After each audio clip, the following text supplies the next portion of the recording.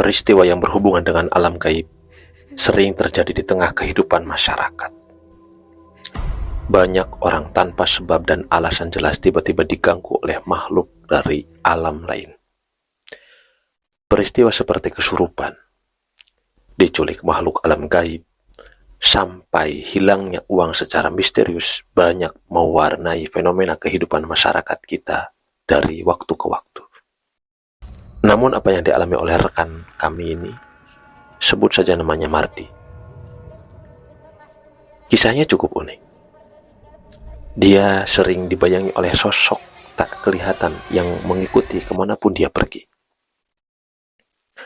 Walau sosok ini bisa dirasakan kehadirannya, tapi tidak bisa dilihat maupun disentuhnya. Apa yang sebenarnya terjadi pada diri Mardi? Ikuti penuturan kisahnya berikut ini. Sejak pulang dari kampung halaman orang tuanya di sebuah kampung di daerah Jawa Tengah, Mardi mulai merasakan keanehan dalam dirinya. Peristiwa aneh ini mulai amat terasa mengganggunya semenjak dia bersama keluarganya menghadiri pemakaman kakeknya yang meninggal dunia dalam usia 100 tahun. Sebenarnya tidak ada yang tahu persis berapa usia kakeknya saat meninggal. Ada yang bilang 90 tahun, 100 tahun, bahkan ada yang bilang 120 tahun. Yang pasti, almarhum kakeknya memang dikenal sebagai seorang yang waskita di daerahnya. Konon, dulu pada masa penjajahan, kakeknya pernah ikut berjuang melawan tentara Belanda dan Jepang. Sang kakek dikenal sebagai pejuang yang gagah berani. Dia selalu tampil paling depan dalam bertempur. Anehnya, tak pernah sekalipun dia terkena tembakan atau terluka dalam pertempuran. Hal ini yang kemudian memunculkan cerita di tengah masyarakat kalau kakeknya memiliki ilmu kesaktian yang membuatnya tidak mempan ditembus peluru. Ada juga yang bilang kakeknya dibantu oleh makhluk jin peliharaannya, sehingga tidak mudah dikalahkan orang. Entah mana yang benar dari semua cerita itu. Yang pasti, almarhum kakeknya orang yang rendah hati, bersahaja, tidak suka pamer, dan suka menolong sesama. Mardi masih ingat ketika acara pemakaman kakeknya berlangsung dengan khidmat dan khusyuk. Prosesi ini dihadiri oleh ratusan pelayat. Setelah jenazah kakek dimasukkan liang lahat dan diuruk tanah, satu persatu pelayat mulai pergi meninggalkan pemakaman. Tinggal Mardi dan 2 orang pamannya. Bahkan saat kedua pamannya ini kemudian melangkah pergi, dan mereka sempat mengajak Mardi pulang, tapi entah kenapa Mardi saat itu berat sekali untuk beranjak pulang. Meski kedua pamannya telah pergi, beberapa saat ia tetap termenung di depan pusara kakeknya yang masih basah itu. Saat itulah dia terkenang masa kecilnya dulu yang penuh sukacita dengan sang kakek. Maklum saja, di antara para cucu, dirinya lah yang paling dekat dengan almarhum. Begitupun sebaliknya, sang kakek sangat menyayangi dirinya. Keduanya sering bercengkrama bersama. Tapi sekarang, Mardi harus berpisah dengan orang yang sangat dicintai dan dihormatinya itu. Tak terasa waktu sudah mendekati asar. Mardi baru sadar kalau dirinya hanya sendirian di tempat itu. Dia pun segera bangkit dan berniat hendak melangkah pergi. Saat itulah tiba-tiba saja dia seperti melihat kelebat bayangan bergerak di sampingnya. Mardi menoleh, tapi di sekitarnya tidak ada siapa-siapa. Mendadak bulu kuduknya merinding. Merasa ada yang aneh, Mardi pun bergegas pulang meninggalkan tanah pemakaman. Namun anehnya, sepanjang perjalanan, dia masih merasa ada yang mengikuti dirinya dari belakang. Entah siapa. Mardi begitu merasakan kehadiran si pengundit itu, sehingga dia tak berani menoleh untuk melihatnya. Ketika sampai di rumah, Mardi merasa tenang. Ketakutan itu hilang dengan sendirinya. Dia pun mencoba berpikir positif dengan apa yang dialaminya barusan. Ya, mungkin hal itu terjadi hanya karena terbawa perasaan saja. Maklumlah, berada sendirian di tengah kuburan, semua orang pasti juga akan mengalami sedikit perasaan horor. Mardi menepis pikiran yang tidak-tidak. Sampai kemudian dia kembali ke Jakarta dan bergelut dengan pekerjaannya sehari-hari. Memang, tidak ada sesuatu keanehan yang dialaminya. Tapi suatu hari, tepatnya seminggu setelah pulang dari acara pemakaman kakeknya, Mardi kembali merasakan hal ganjil itu. Dia seolah melihat ada bayangan yang tiba-tiba berkelebat di samping atau di belakangnya. Hal ini sering kali terjadi, tak peduli siang ataupun malam. Sepertinya ada orang yang sedang mengawasinya. Buktinya, kemanapun dia pergi, bayangan itu selalu mengikuti. Tapi saat Mardi memberanikan diri untuk menoleh ke belakang, tidak ada seorang pun yang dilihatnya. Ah, aneh sekali. Atau mungkin ini hanya perasaanku saja. Mardi jadi cemas dan takut. Jangan-jangan ada orang yang berniat jahat kepadaku, pikirnya pula. Tapi dia merasa tidak punya musuh atau perkara dengan seseorang. Selama ini, kehidupan yang dijalaninya baik-baik saja. Dia bekerja, menikah, mempunyai anak, dan hidup tenang di rumah sederhana bersama keluarganya. Perkawinannya harmonis dan tidak bermasalah. Hubungan dengan para tetangga juga baik-baik saja. Jelasnya, Mardi tak pernah punya masalah dalam lingkungan dan pergaulan. Mardi bingung setengah mati. Dia tidak tahu apakah yang dilihatnya ini sekedar perasaan semata atau ada gejala psikologi tertentu. Itu hanya perasaan bapak saja.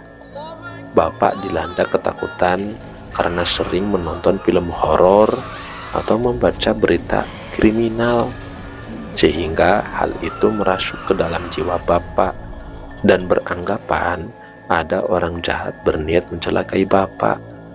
Komentar istrinya saat dia menceritakan hal aneh yang dialaminya. Kukira bukan itu sebabnya, Bu, tukas Mardi. Kalau bukan itu, sebenarnya lalu apa? Bapak merasa takut, tapi tidak tahu apa yang ditakutkan. Itu kan aneh. Ya, aku sendiri tidak tahu. Seringkali perasaan itu muncul tiba-tiba, terutama ketika aku sedang sendirian. Seolah-olah ada bayangan yang terus menguntit diriku. Bayangan? Bayangan apa? Entahlah. Mungkin bayangan manusia atau... aku sulit menjelaskannya. Bayangan hantu maksud Bapak? Entahlah, pokoknya seperti ada bayangan yang mengawasiku. Aku khawatir jika tiba-tiba ada serangan mendadak yang mengancam jiwaku. Sebaiknya Bapak memeriksakan diri ke psikiater. Bapak kayaknya mengidap paranoid. Paranoid? Ya, biasanya penderita paranoid suka berkhayal kalau dirinya mendapat ancaman dari sesuatu yang tidak jelas wujudnya. Mardi tercengang.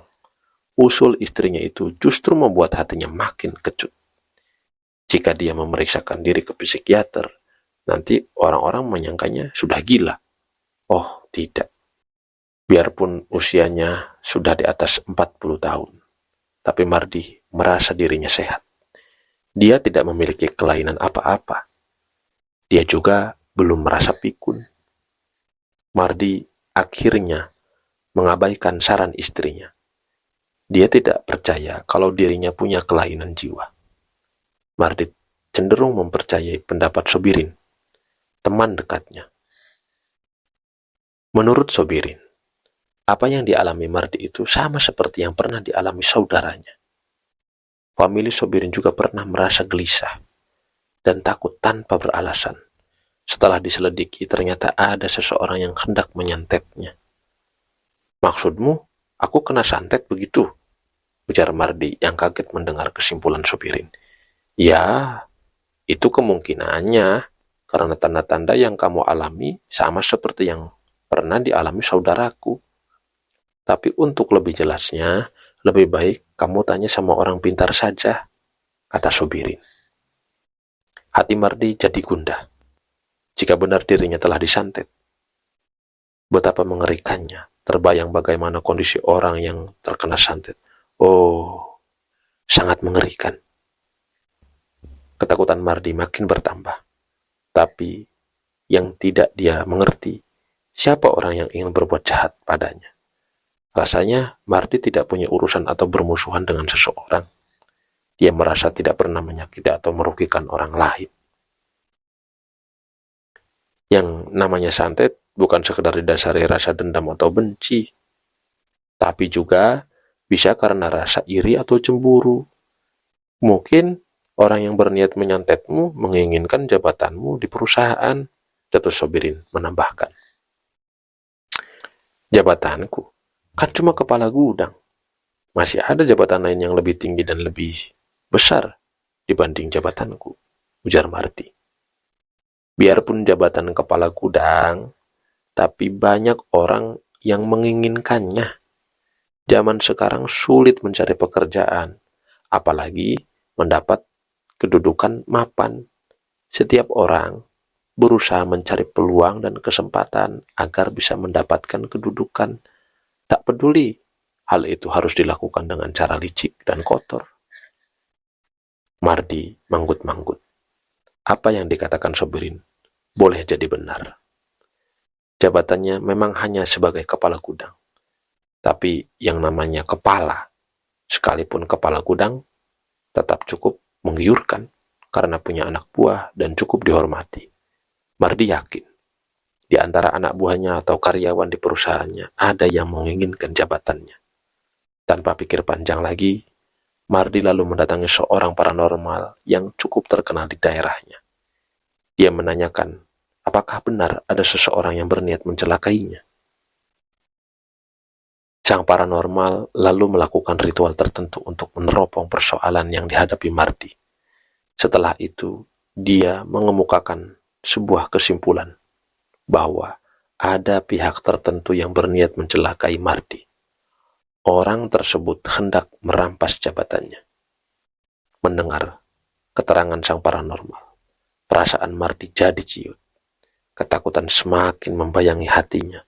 Sang paranormal mencoba merendam ketakutannya.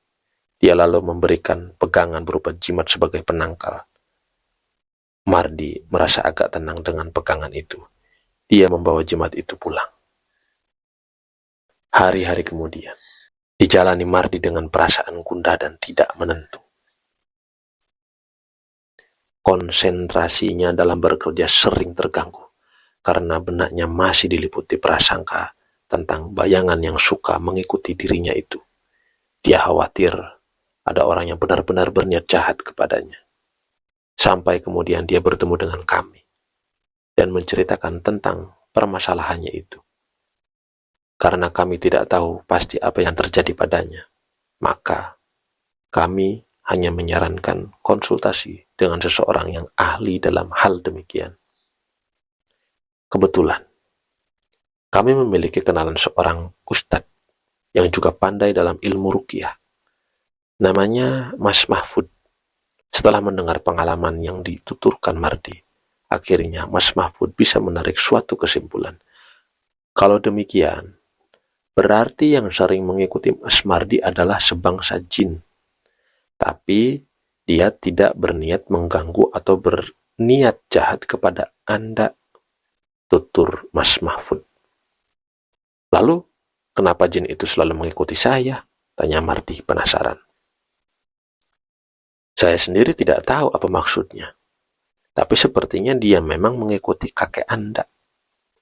Orang-orang sering menyebutnya sebagai khodam.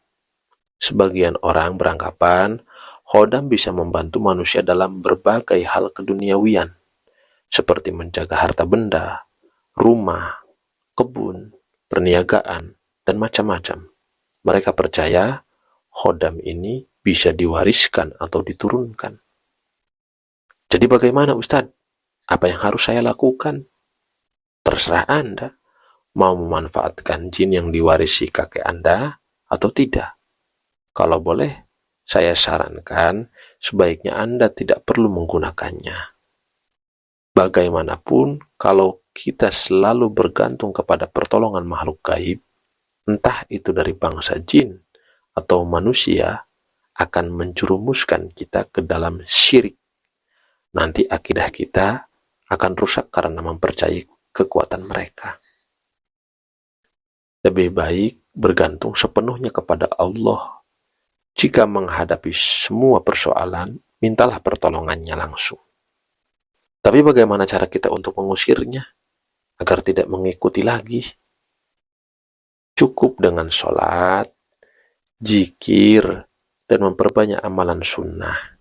Insya Allah, makhluk jin itu akan pergi dengan sendirinya karena dia sadar sudah tidak dibutuhkan. Makhluk jin itu derajatnya lebih rendah dari manusia.